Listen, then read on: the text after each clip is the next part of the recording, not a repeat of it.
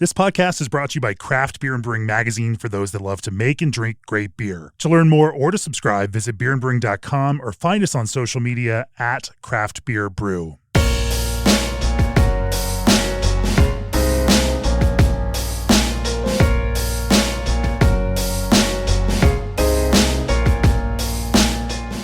For this episode of the Craft Beer Brewing Podcast, I'm in Philadelphia, Pennsylvania. Actually, I was on the other side of the state a few weeks ago, and now I'm on this side of the state, the east side of the state, in the, what's this, the Kensington neighborhood of, or Fishtown somewhere? I guess it's Kensington. I always called it North Philly, but I think real estate agents have taken over the neighborhood designations a little bit. Sure. Well, joining for the podcast is Andrew Foss, head brewer for Human Robot. Welcome to the podcast, Andrew. Hi, thanks. Happy to be here. Human Robot has built a cool lager brand here in the greater Philadelphia area. You've got a few different tap rooms now, but you guys have, you throw a great party called Log Jammin', big festival. Been getting out there in the broader world and making lager pretty fun, exciting, and cool. Yeah, it's been great. Started out kind of IPA heavy actually at the beginning, and then slowly just saw what was moving more and shifted that direction. So interesting. Every brewer's dream, I think, really. Every brewer's dream, for sure. Well, we're gonna pick into how you guys have developed that lager program, how you have found some creative avenues. You've really leaned hard into decoction and Czech style lagers. We can talk about that. Obviously, we've done some content at Craft Beer and Brewing Magazine with you, recipe for Polec Mave. That's, and then their Czech 10 and Czech 12 are big beers for you. Mave. Anyway, we're gonna dive into this human robot approach to making lager cool. But before we do that, at G&D Chillers, they always strive to build great chillers. Partner with them as you build great beer, but don't just take my word for it. This is Andy Joint of Big Grove Brewery. We've been using G&D chillers from the beginning, and from our original 3.5 barrel pub system up to our production brewery, we've been able to rely on G&D to provide a high quality chiller, help us with design and layout, and provide support whenever we need it. Choose G&D Chillers on your next expansion or brewery startup and receive 1 free year of remote control and monitoring of your new G&D chiller.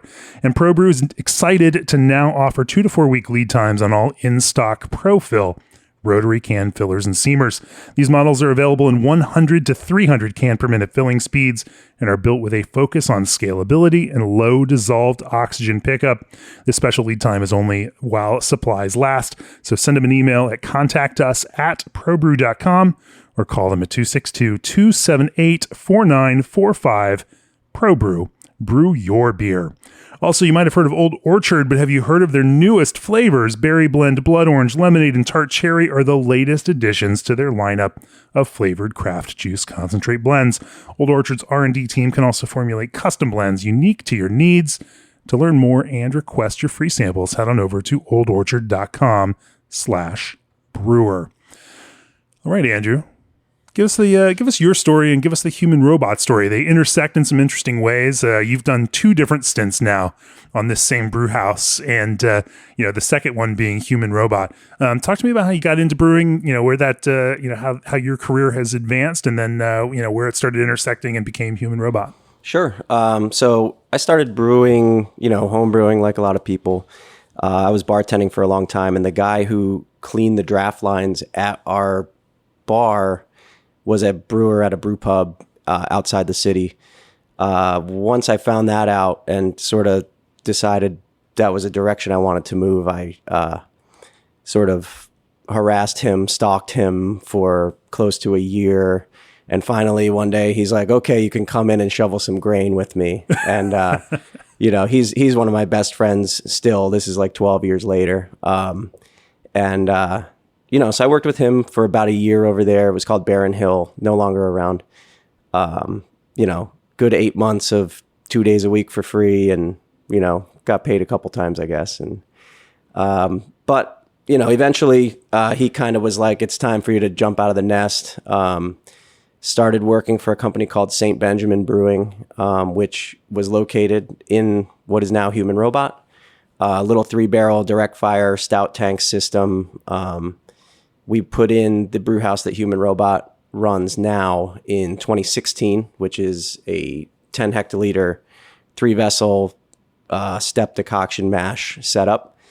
And I kind of dove headfirst into that, started developing some beers. And, you know, around 2014, 2015, 2016, if you mentioned decoction or step mashing, everybody in the room flat out called you an idiot and said that there's no validity to it.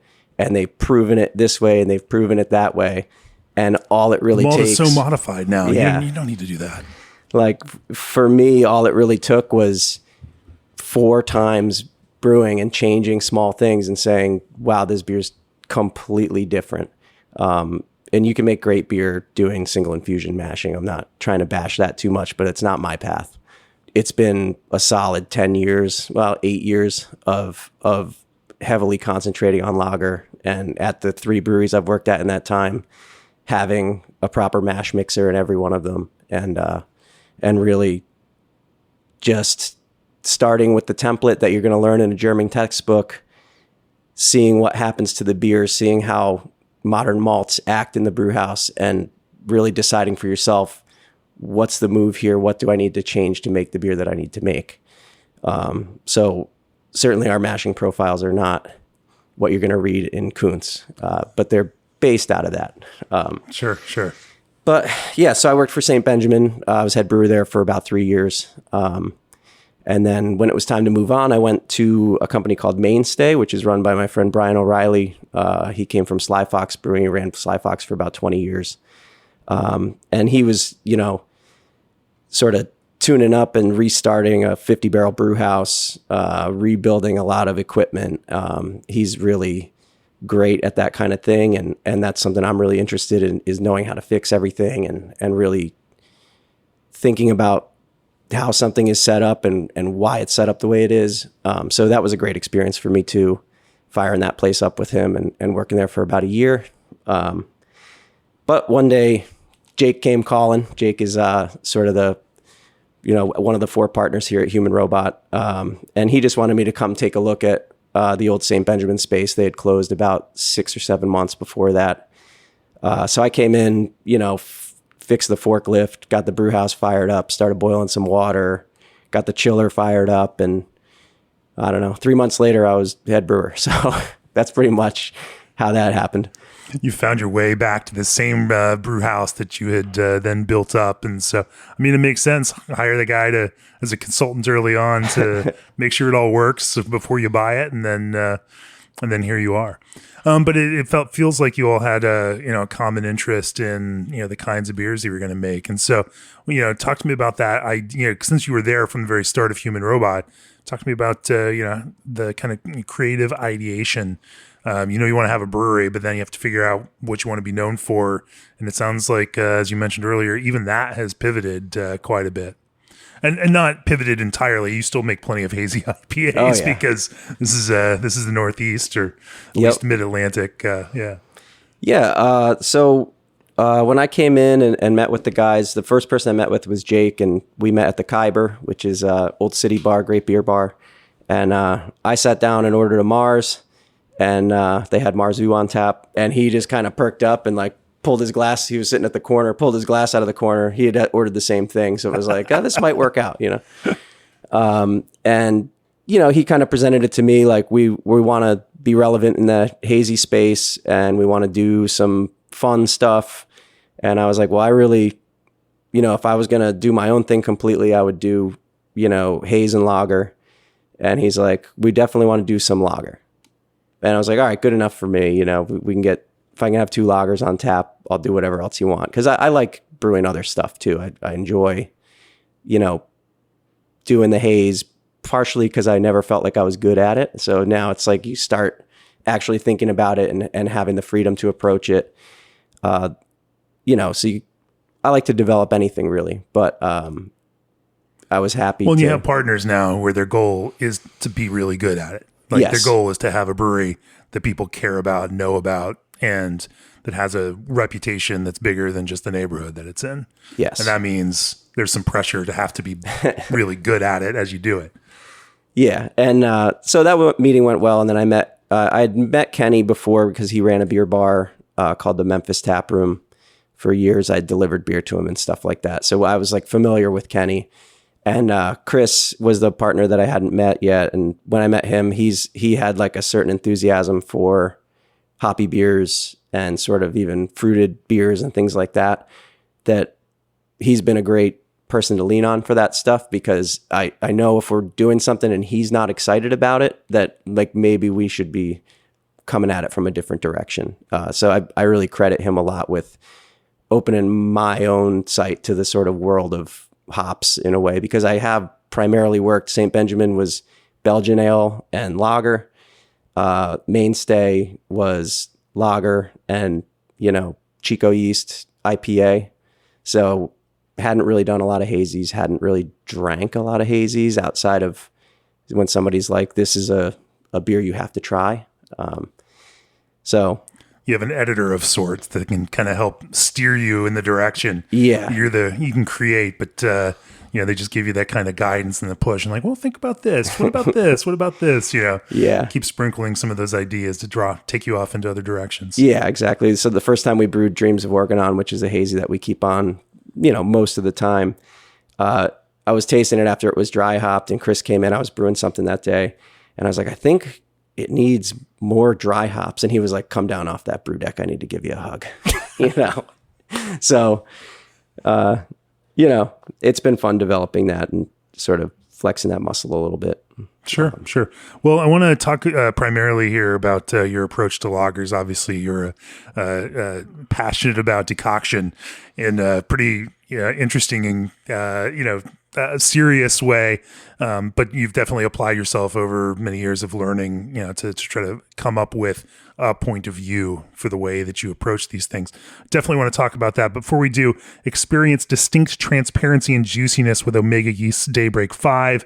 Using their Lumina technology, Omega genetically eliminated haze in the popular British 5 strain, allowing you to preserve the fruit-boosting prowess while achieving crystal clarity. It's perfect for modern West Coast IPAs.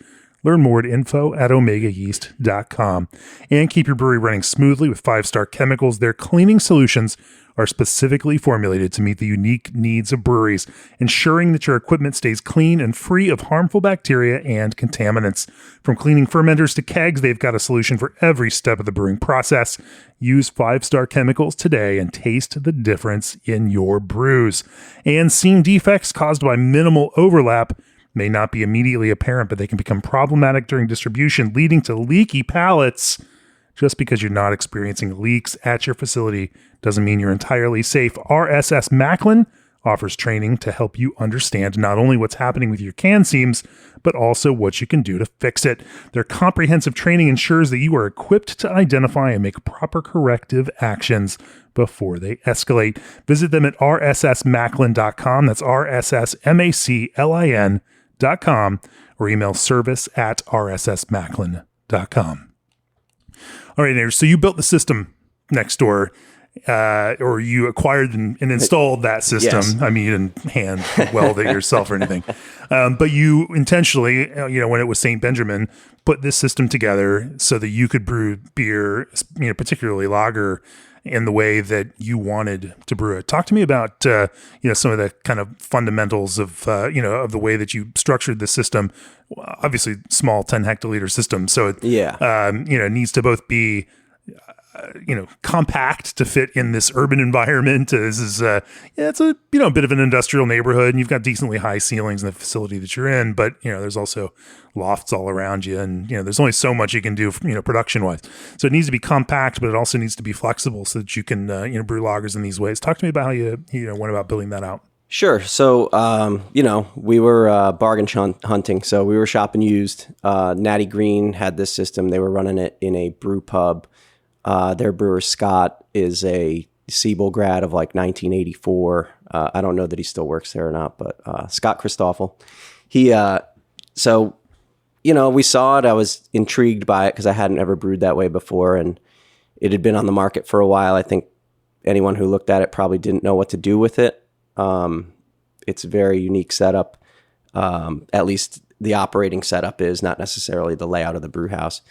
So we went and looked at it. I talked to him about, just basically what's it look like? How does it really run? How do you do this? How do you do that? And so we ended up buying it, trucked it up from North Carolina and installed it.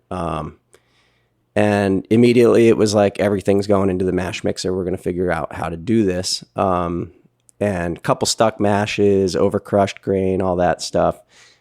Spent some time on the phone with Scott, who we bought it from, and he gave me a couple pointers, and everything was very easy after that, as far as just getting the beer into the tank. And from there, it was just, start with a classical textbook mash program and see what happens, and then make a change and see what happens then. And I've been doing that for 8 years, Sure. What were, you mentioned this twice now. What were some of these changes that you found worked with your system versus, say, some of the, classical kind of approaches to step mashing? Sure. I think the biggest change that we've made is that basically we are taking a program that was written for malt 50 years ago, where maybe you needed to do an extended protein rest, or you needed to sit in the low 60s for 45 minutes, or any of these other number of things. And instead of looking at that and saying, I'm doing it correctly, we looked at the beer and said, oh, the foam's not great, the body's not great. So what we've kind of landed on is, most of the beers will start in the low 60s, sort of below that range where alpha and beta cross over. So it's a beta rest with as little alpha as possible. And that will actually lead to a more full-bodied beer, which is the opposite of what you learn when you're doing single infusion mashing. And then shortening up those rests, splitting the mash, stepping part of the mash before boiling it, and, recombining several times. Stepping part of the mash before boiling. Yeah. So, I'm just going to use Hallertau Pils as an example here, because it's a beer we brew a lot, and it's a mash program that I drank one last night. It's delicious. Thank you. With slight modifications, we brew 3 or 4 beers with this mash schedule. And so we mash in at 62. We hold it for about 20 minutes. That changes depending on lots of malt. Sometimes we hold it for as little as 5. And this is 62 Celsius. Yes. Yeah. So like 143, something like that.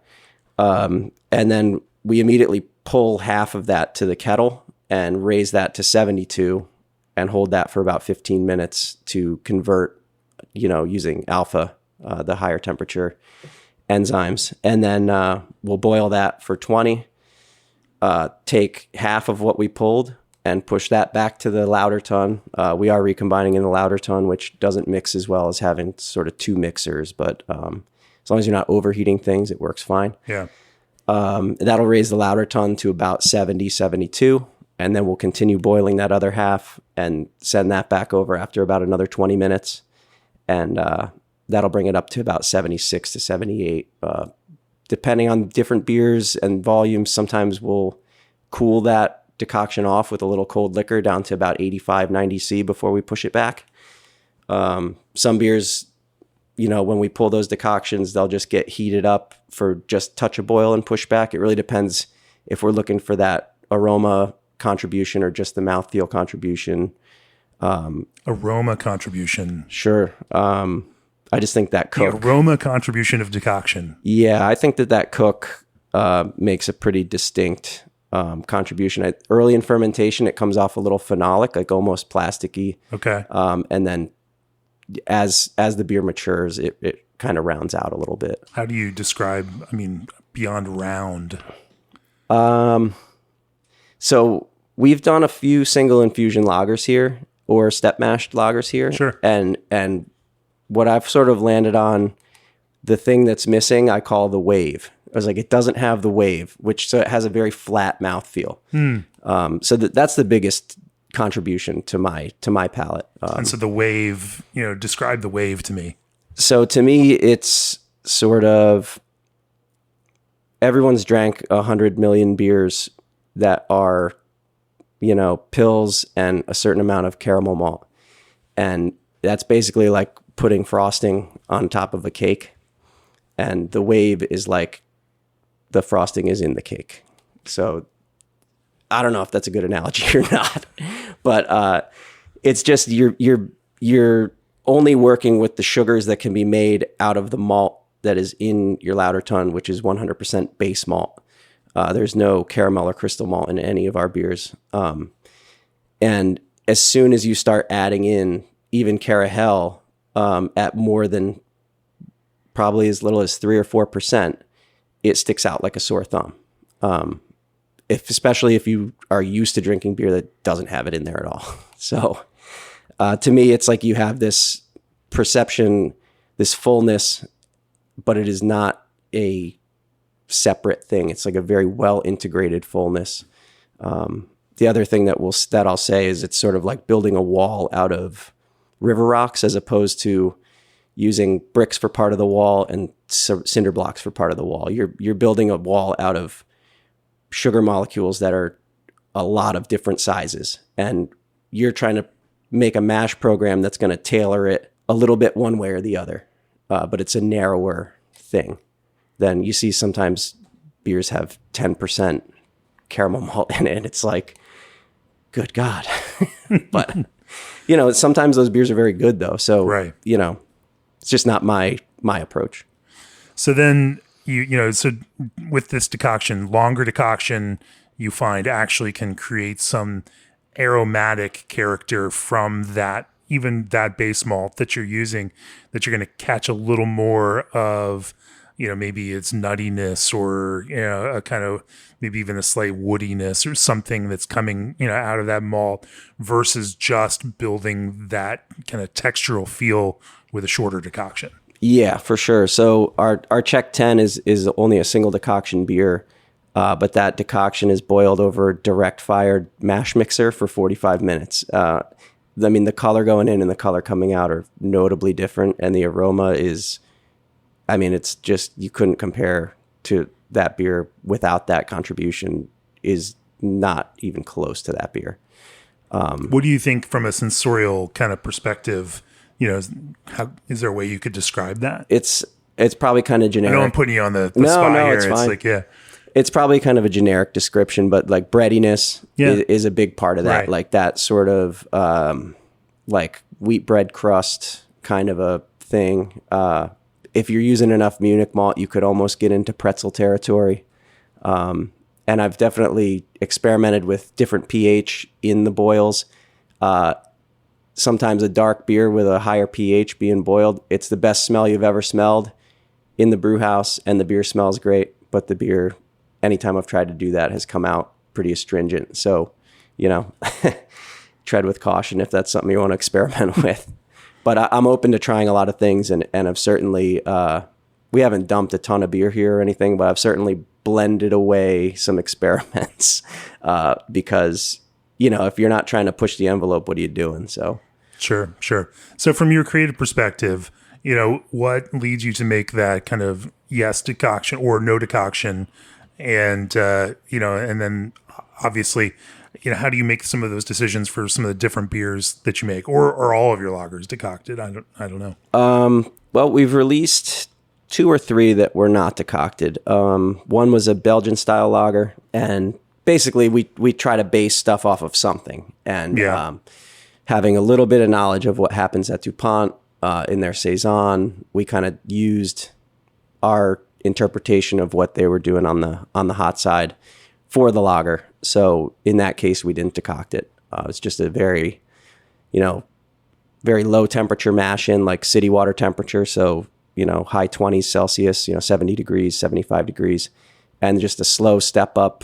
I think we ran that beer to about 74. We didn't want to kill off all the enzymes. And then, ironically, that takes a lot longer for us to do than it does to do a decoction. That's part of it too, is the practicality. We can do 1 long step mash a day, or we can do 2 decocted beers a day, because it's just the way the brew house is laid out. The kettle that we boil the mash in is also the kettle that we boil the wort in.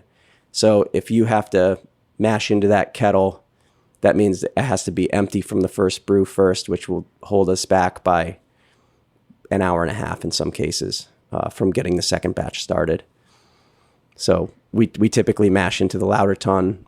We have a port above the screens there. System came that way.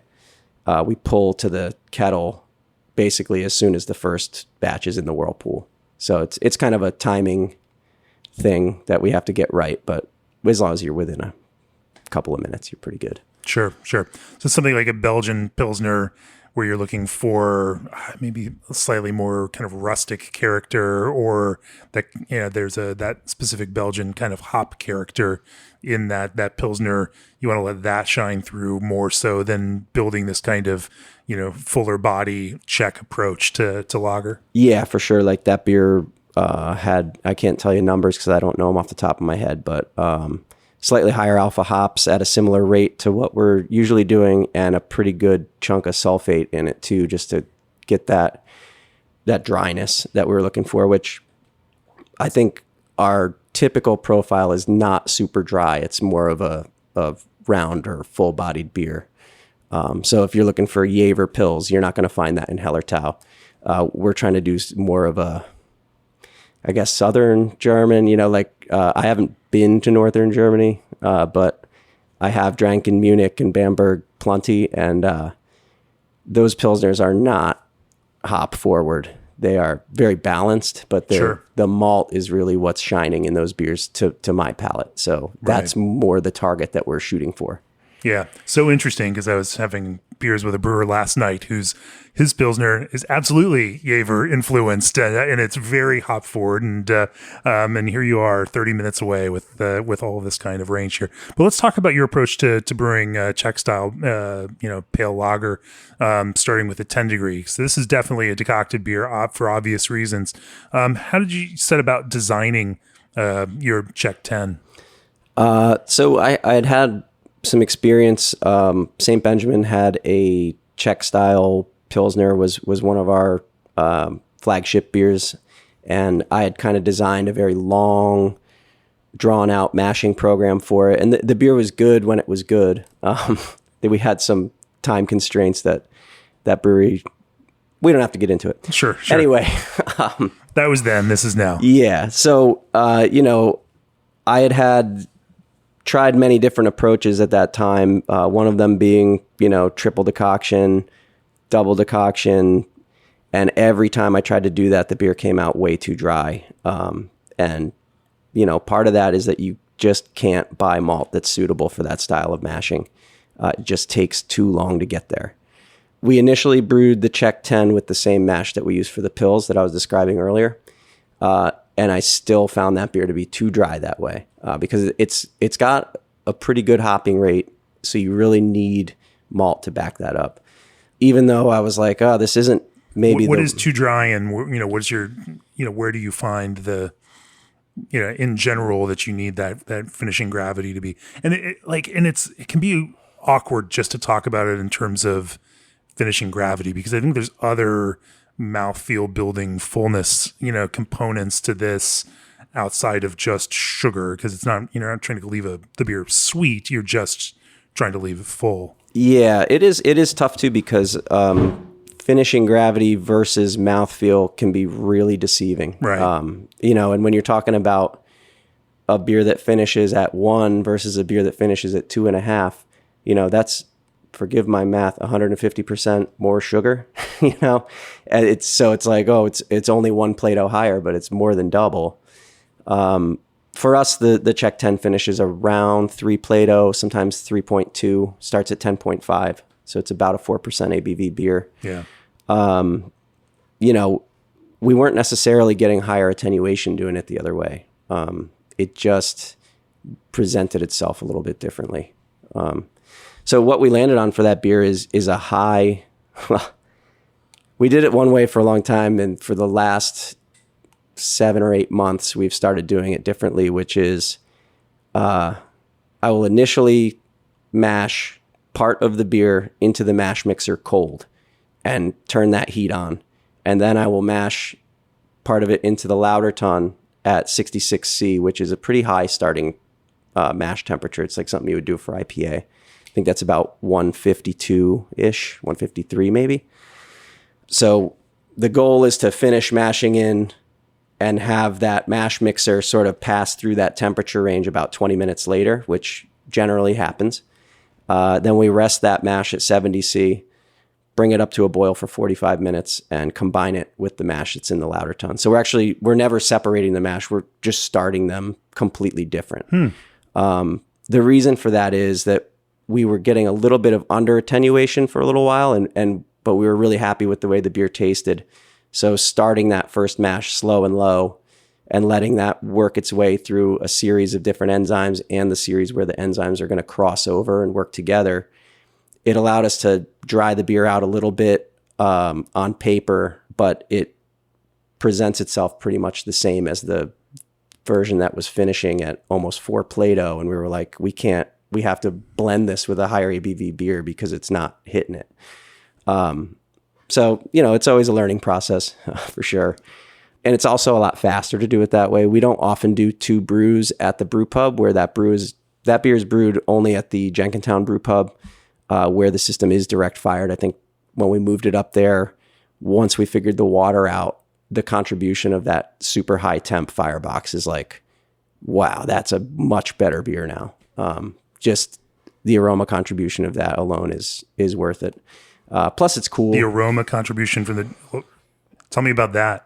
I think that if you're cooking, I can listen to brewers talk about the, Maillard, and flavor component of direct fire all day long, but I don't really hear them talking about an aroma, component of direct fire. Well, I would say the Maillard reaction is the aroma. Oh, okay. The aroma component. But, it's a very high temperature firebox. It's about 1,000 degrees Fahrenheit. And the burner and that thing just rips. And we have a little mixer. It's about a 4-barrel kettle. It's not very big. Little mixer with some copper chains that drag along the bottom to keep anything from sticking, which once it's boiling is not an issue. You can turn it off once it's boiling. But during the heat up phase, you kind of need that to be stirring in there. Plus, we're trying to target temperatures. You need it to be pretty well mixed. But yeah, it goes in and it cooks in there for 45 minutes and it goes in pale. It's not 100% pale malt. That beer is about 25% Munich. And I think being able to take a malt that's already got a little bit of that flavor you're looking for and further process it through cooking it amplifies that contribution a lot too. So, it's not 100% pale malt going into that beer. Sure. We didn't talk. What is your? Do you lean on a particular Pilsner malt as your base malt for these? Does it change between your Czech Pils and your German Pils? Yeah, they're different malts. So German Pils, right now we're using Weimarman Pilsner, just the standard Pilsner malt. But that beer has at different times been Weimarman malt. It's been Best malt. It's been Avant-Garde malt. They all have certain qualities. I can't really say that I have a huge preference for one over another. It's really some combination of price, what other ingredients do I need, which distributor am I buying from this week? I would love to be, I'm so particular about this malt because I'm really in love with it. But at the end of the day, it's a commodity German Pils malt.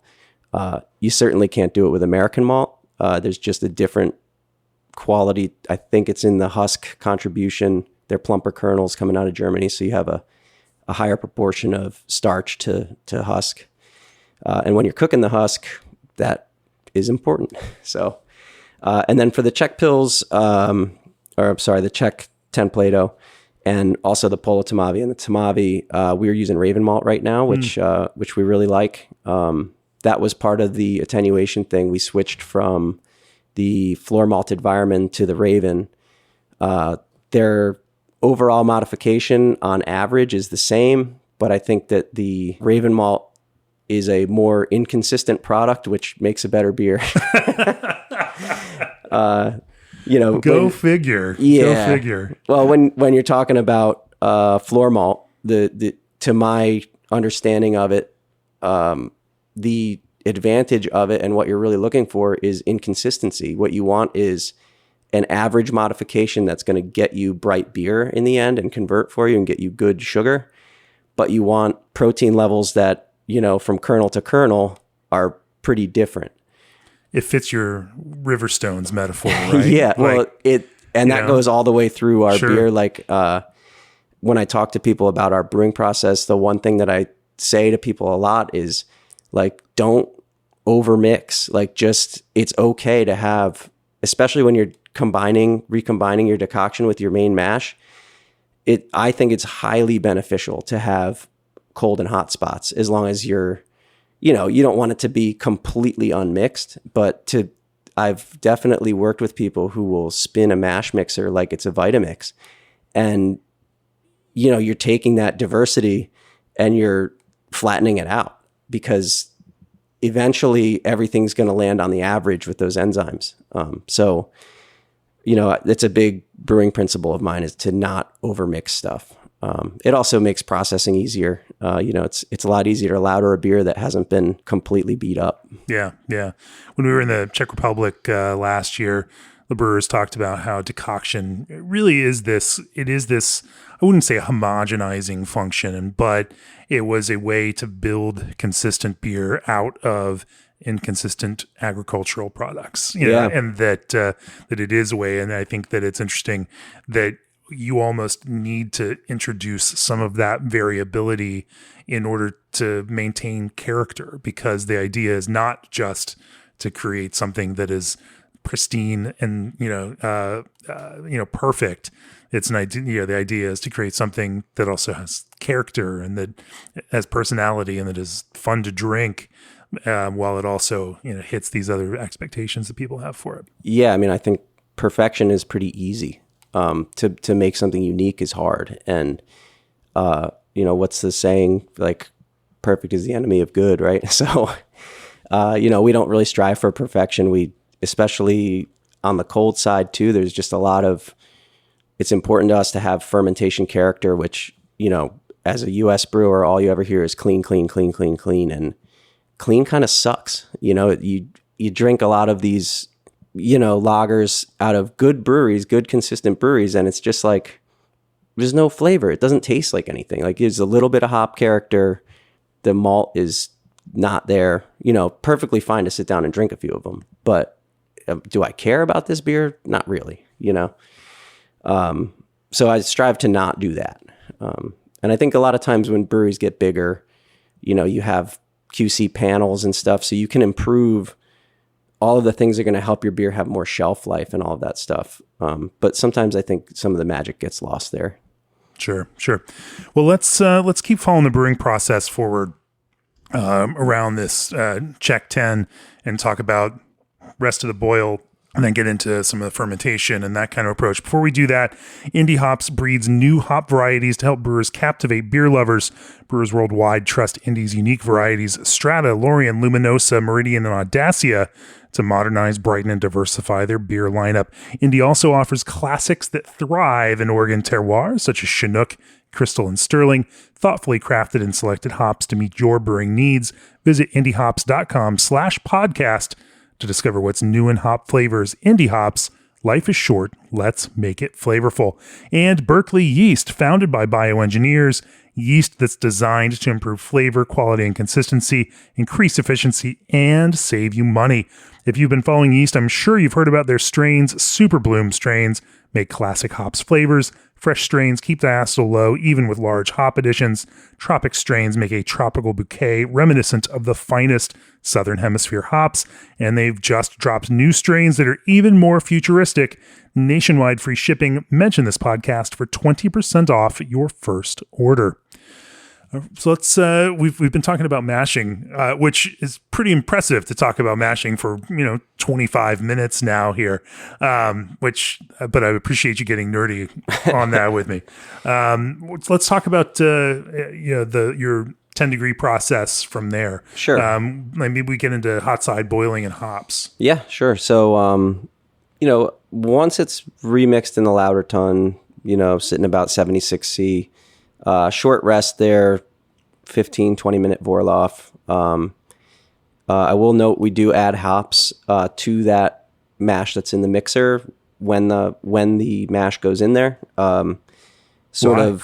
It's sort of based on, if you look at a lot of the old literature, brewers would take all of their kettle trub and throw it into the lauter tun because they didn't want to waste that extract. That's very much European brewing is like, if there's extract in something, we're going to figure out how to get it in.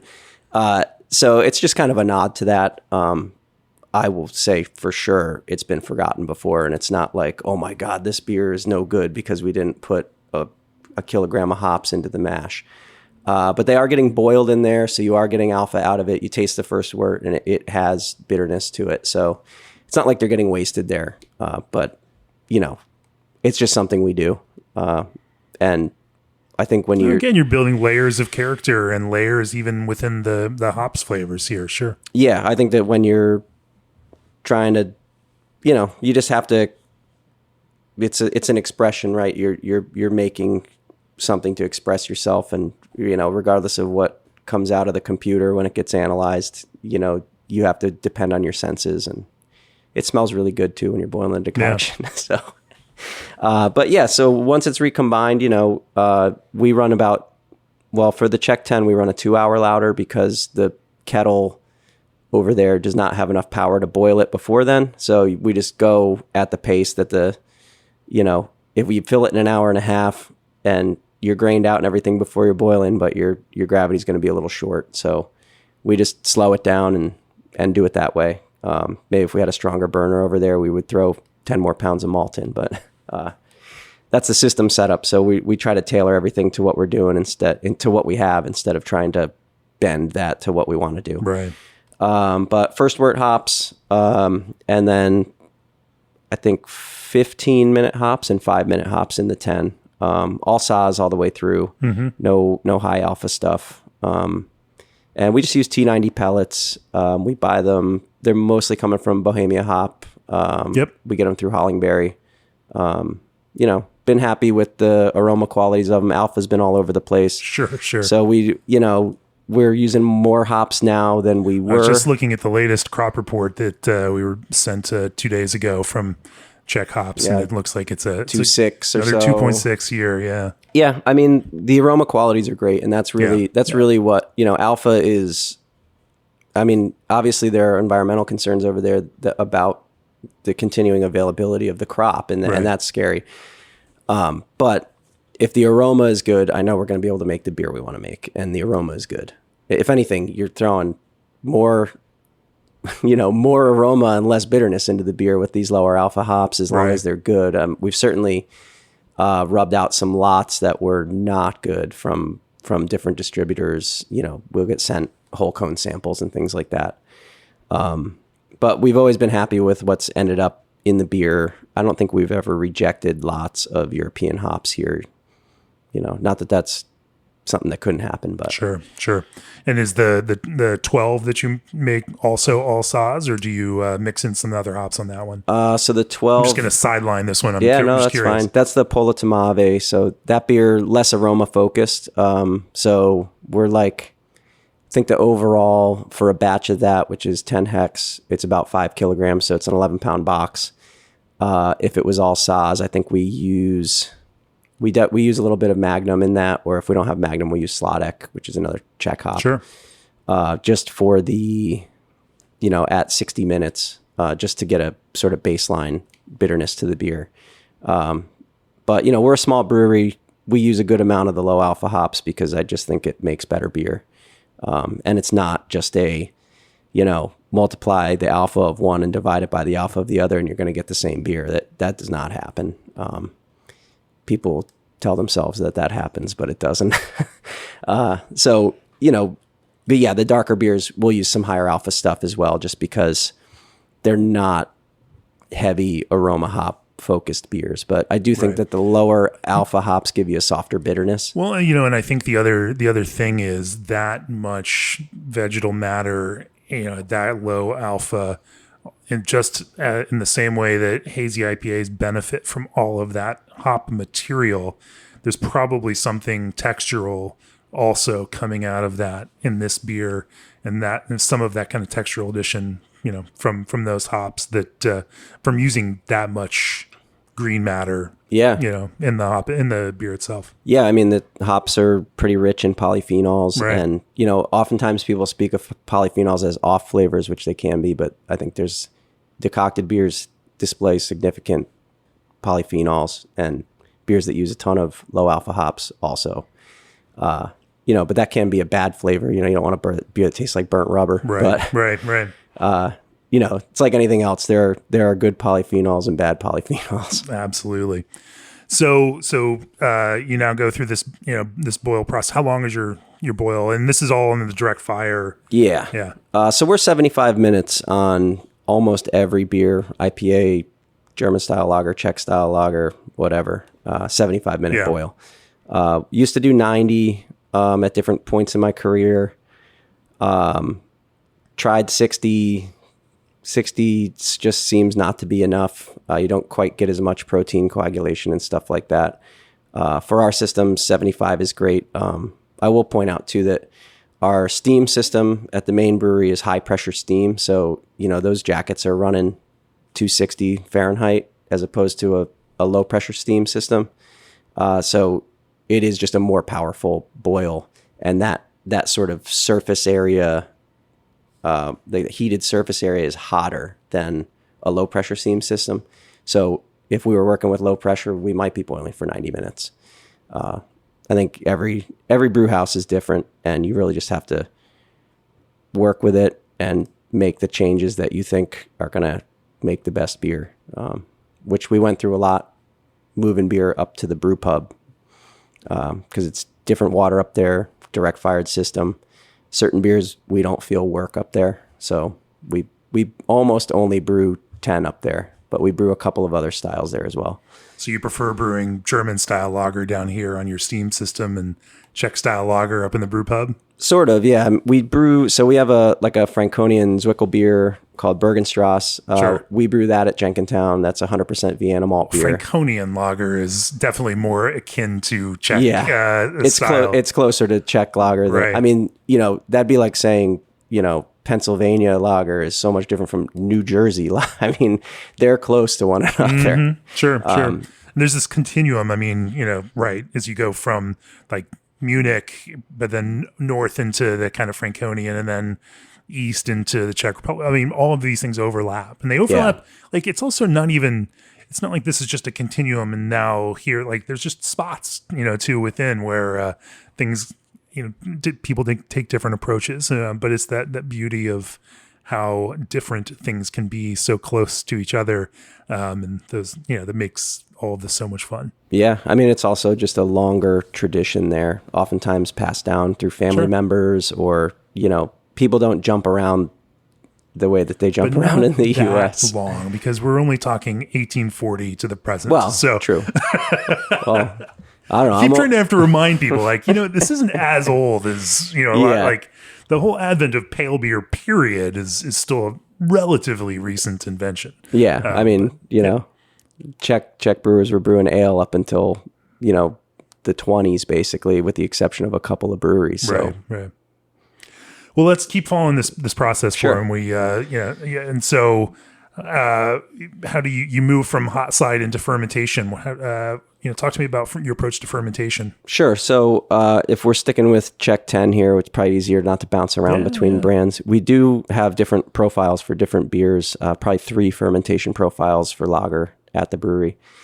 That's just based on its own kind of the origin of that style? Sort of, yeah. It's a combination of sensory and just trying to, we use the same yeast for all the beers, so we're trying to differentiate fermentation profile, and that yeast is 3470.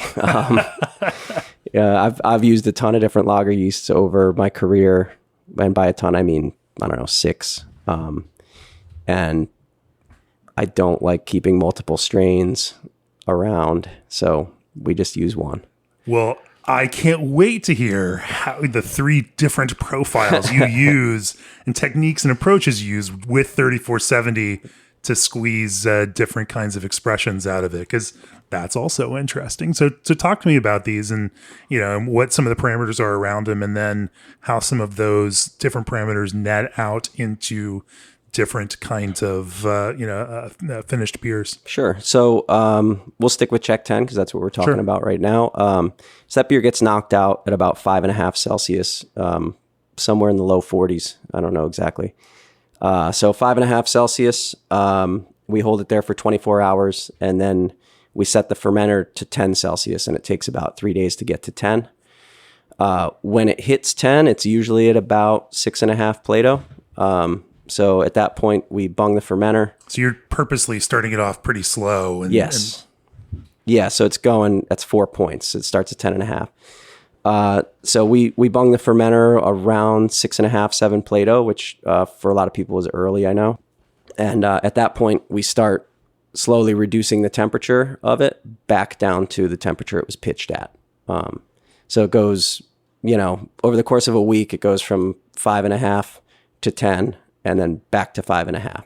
So usually we're hitting final attenuation somewhere around the 7-day mark, and the beer at that point is at like 6.5 Celsius.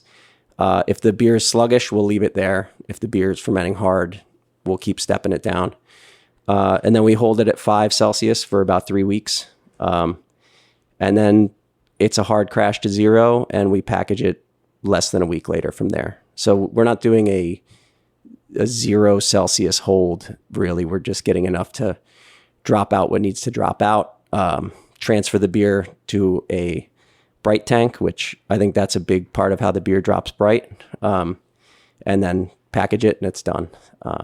So it's a relatively quick process. We're holding at 5 basically till we pass VDK, and till we feel like things are in sort of a harmonious balance between sort of the sulfur, the carbonation, all of that stuff. We don't have analytical equipment. We have our noses and hot water baths and things like that. But so yeah, that's that beer. Generally 4 to 5 weeks, grain to glass. And that beer, fortunately, for whatever reason, we never need to add fining agents to it or anything like that. It's 100% naturally carbonated. We add Whirlflock to the kettle, and we use Brewer's Clarex in the fermenter, but we don't use like a silicone, biofine, right? Which we do use in like Hellertau pills, right? So by keeping it at that 5C temperature and allowing fermentation to continue, you're not doing that check arrested fermentation, locking in those diacetyl precursor issues that we've talked about here on the podcast before. No. And that's not, for the big boys in the Czech Republic, there's only one brewery that does that. And a lot of the small breweries do that. But I've never had diacetyl in a boudoir. No, you haven't. And, it is interesting. You go there and some of the beers are like the mountaintop, and some of the beers you're like, this is very rustic. Rustic. That's a nice way to put it. So that's the Czech 10 fermentation profile. Yeah. Talk to me about the other 2 profiles. Sure. And why, the idea behind them. Yeah. So for the Czech 10, I'll say that a big part of the reason we condition it at 5C while it's actively fermenting is that you have a much longer window of deciding that things are in balance, because, sometimes that beer can have very heavy sulfur. We pitch through a flow meter, repitches very consistently. But when you look at it under a microscope, it can vary by 20, 30%. And I think that window is acceptable, but the beer needs to be treated differently. If you have a beer that was a little overpitched, you're going to cool it down quicker, and you're going to end up cooling it quicker in the end. And a beer that's a little underpitched is going to take a little longer to process. But a big part of that cool down is that you're sitting there doing sensory on it every day. And, sometimes from this beer has so much sulfur, I can't drink it, to this is glorious is 2 days, and sometimes it's 6 days. And if you have that beer at 15C, it's gone. So that's part of it. And I think, part of it too is trying to mimic, without having horizontal lagering tanks in a giant cold room, we're sort of trying to mimic that mid-fermentation transfer to the cold room. And I've been in a lot of those cold rooms, and none of them are 0C. They're all 4 or 5 Celsius. And it takes the beer weeks to cool down from fermentation temperature to that temperature. So we're trying to sort of mimic that a little bit. And if the Czech beers are coming into condition at 5 Celsius, that's the temperature. And I'm saying especially the Czech beers that I've really enjoyed are coming into condition at 5 Celsius, then that's probably a pretty good place to do it. So it wasn't always that way, but certainly it's been 4 years here. We started doing it that way about 6 months in on the Czech 10, the Polotomave, and the Tomave. For Hallertau Pils, different fermentation profile altogether. We knocked that beer out at 7.5 Celsius. Again, 24-hour hold. We'll set it to 9 and let it ferment down to about 7.5 Plato. Again, that's about the same. It's a higher gravity beer, so it's a little further degree of attenuation before we spooned it. So we cap it there, 15 PSI, because it goes to a slightly higher temperature. We set that beer to 12 Celsius. Let it ferment out at 12, somewhere around the 2-week mark, day 13 to 16. What's this higher temperature, for this fermentation? What is that, the intention behind that? I think you just sort of blow off more of the sulfur flavors and things a little earlier. Certainly process diacetyl a little bit faster as long as you get your knockout temperature down. I see people knocking out lager at very high temperatures, and then they have to sit it at a very high diacetyl rest temperature for a very long time. And I think that just eats a lot of the character out of the beer. So for us, cold knockout is like number one. We immediately upon moving in here, I took one of the fermenters and it was like, I don't care how much capacity we need cold liquor. So that's like probably, I would say, over decoction. A cold liquor tank is the most important thing if you're trying to make good lager, because you can have consistent cold knockouts. You're not going to be knocking it out and cooling it down in the tank and having your yeast triple in size instead of double in size and produce all the flavor that comes with that. Anyway, so yeah, that beer gets knocked out at 7.5 C. Main fermentation till about 7 Plato happens at 9 Celsius.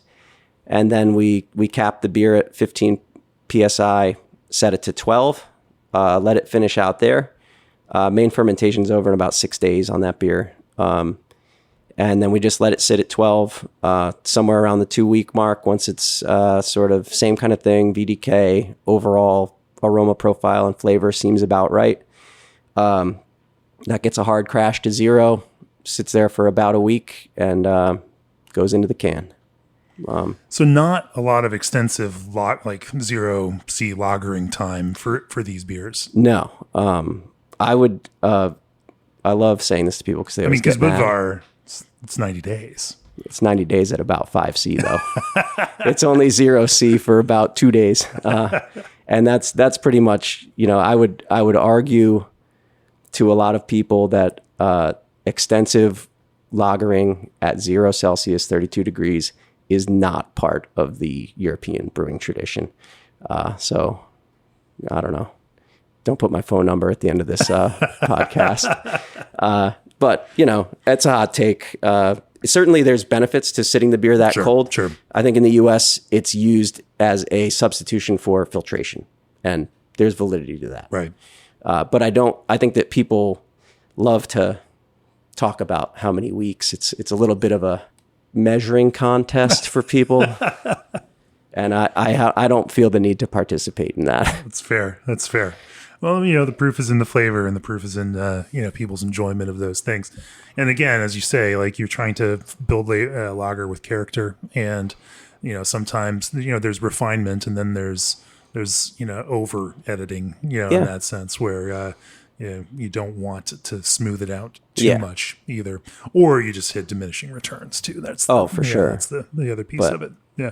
So is there a third fermentation approach with 3470 that you also use? Yeah, the third one would be what we use for sort of stronger, like our Oktoberfest uses this, our Fest beer, the Bergenstrasse uses this profile, is sort of more of a linear profile. So knockouts 7.5 C, set it to 9, leave it there till about day 21, and then cold condition it for a week or two and package it. And what does that produce versus your other approaches? Well, I mean, so the Czech approach is a more rustic flavor profile. Yeah. The Hallertau Pils approach, which is the bulk of all of the other specialty Pilsners and stuff that we do are fermented that way, is a cleaner profile, but still with a little bit of sulfur character, right. For sure. And then, the other one's somewhere in the middle, Certainly, I think it doesn't have to be that complicated, but I do think most of the brewers that I know who I really respect are completely insane. And I think that my guys I work with in the brewery think that I'm completely insane. So, common thread, I think. It's a beautiful kind of insanity, though. It takes that kind of fanaticism, but it's also it's some intention, and there's some thought and there's some reasoning behind why you make the decisions you do. Obviously, they work in the systems that you all have built here, and they may not apply to everyone in the same kind of direct way, but again, that's what we do here on the podcast. We talk about your approach in a way that other folks can think about how those things might work with their own programs and approaches.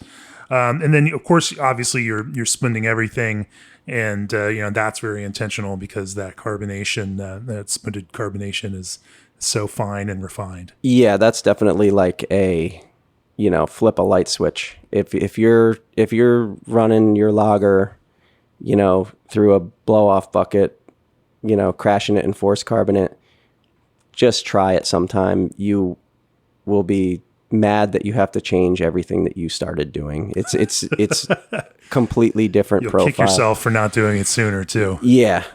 Again, though, it's not going to make the cleanest beer. It's not going to make a perfect beer. It's going to make a beer that has yeast contribution to it. But my experience drinking overseas has been that those beers have significant yeast character to them. And not esters and, doesn't taste like a Belgian beer. It's just there's more to it than that neutrality that people always seem to be seeking in lager. We've been working to push people beyond the idea of crispy boy, that, the idea of crisp, neutral, and minimal. Like this is not, a Donald Judd sculpture here of lager. Like we are not here to take the human out of the equation and find just minimalist shape. There's something beautiful about building that kind of character there and doing it in such a drinkable way, so that, it is both something you can drink 7 of in that kind of Czech tradition, but also something that you can enjoy while you're drinking it. Well, bigger picture, as we finish up here, you're years now into Human Robot, back on the same brew house. You now get to focus on a big chunk of that tap menu is lager. Obviously, there's also another chunk of IPA there. We're not going to have time to talk about IPA here in this episode. Maybe sometime in the future we'll get you back involved because I appreciate your nerdy approach to all of this. But what's next for Human Robot? Where do you see this going in the next few years? You've got 3 locations, right? There's the South, 4. We have 4 locations. 4 locations at the moment. Yeah. Okay. Which to me is great because it's all retail. It's all face to face. We do let a little bit of beer go to a couple of distributors who will come by and pick it up from us, but it's really the bulk of it is all retail. That really allows the company to make money, treat our employees, pay people well. People have health insurance here. You can't do that if you're on the end cap at the supermarket and you're only making 2,500 barrels of beer a year. So the retail model is the only way that we're making this work. Just, small brew house, sort of like we're cranking it out. We're doing 11 brews a week sometimes. And so that's a lot of labor. And we're not going to sell it for nothing. But to make people, to drive the demand for people to come to your retail locations, buy your beer directly from you over the bar, and then also buy, some 4-packs to take home with them.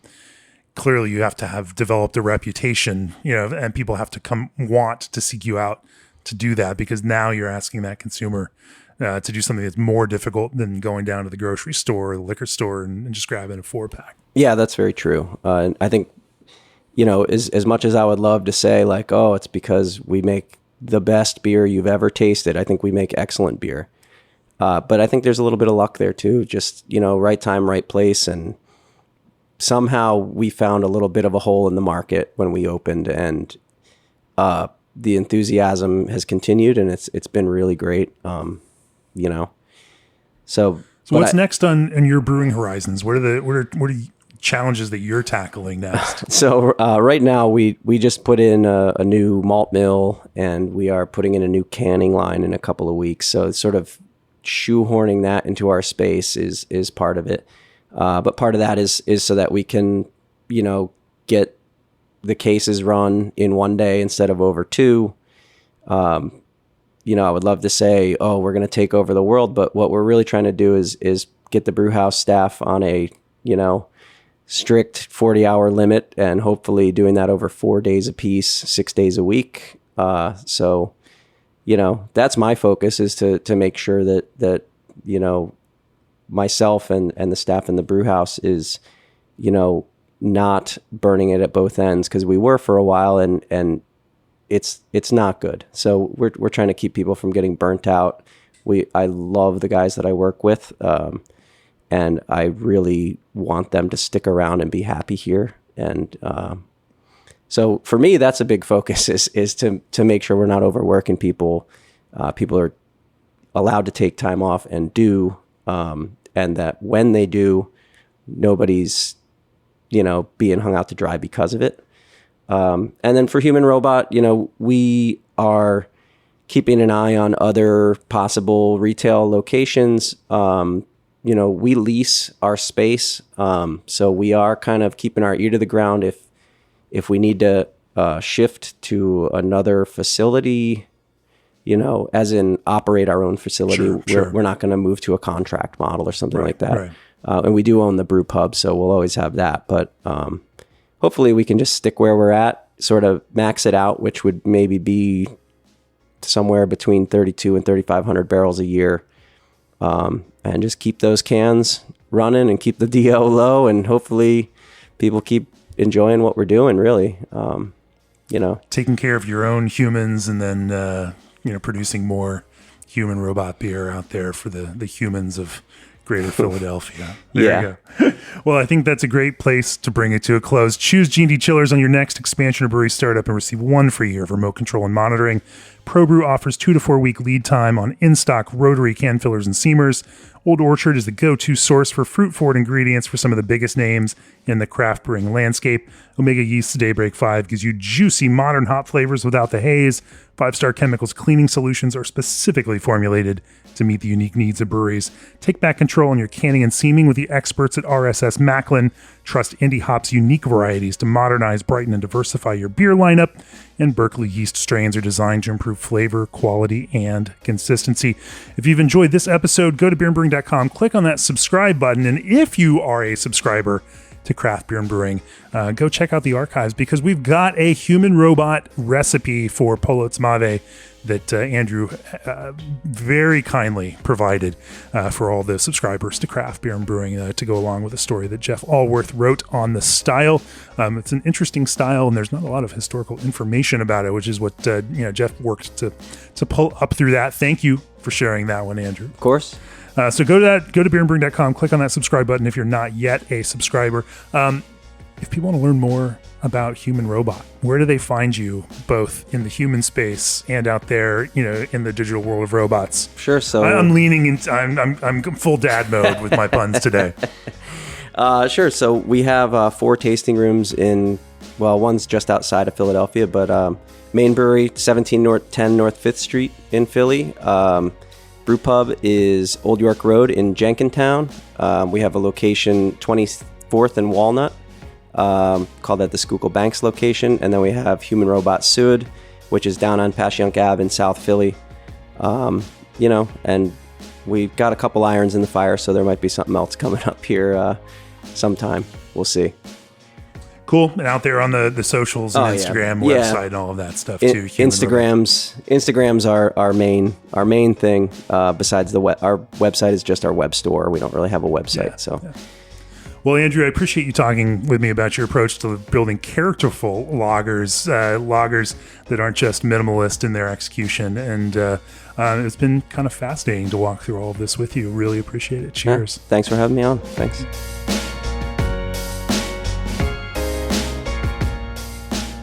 This podcast has been brought to you by Craft Beer and Brewing Magazine for those who love to make and drink great beer.